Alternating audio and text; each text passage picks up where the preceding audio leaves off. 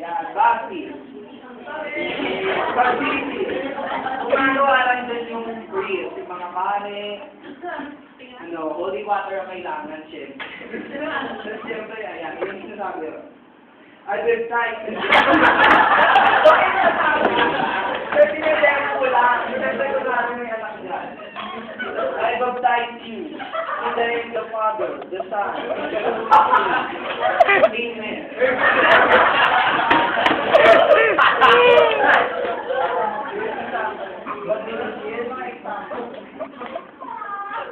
Sabi niya lang yung ginong, ginang.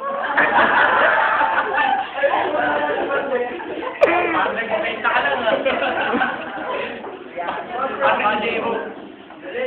Celebration of the Holy Spirit and His gift, strengthening the strength, courage to the give public witness to our faith. Still unto the gift of Spirit, make us live Christian life. Spirit first, preaching the good news of Jesus, instituted in the day of Pentecost when Holy Spirit descended upon the disciples. Eto, ginawa tayo yung grade 6, di ba? Confirmation. Yung confirmation, may hinang-hinong rin dito. Sabi ni Barba, no?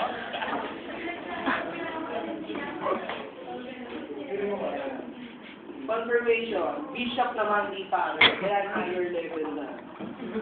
Laying on hands to Christ. Yung sa altar, sir, lalapit sila. Tapos, ointment. Ointment yung papaya. Yung mic. Ointment yun. Ay, hindi pala. Ay, sorry, ointment yun.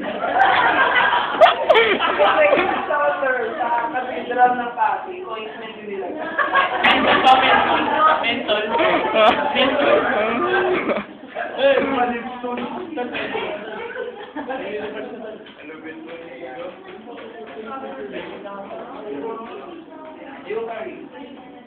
Along prayer of thanksgiving to God provides spiritual food or pilgrimage. Sign of unity of God's people, serve sharing the sacrifice of the blood.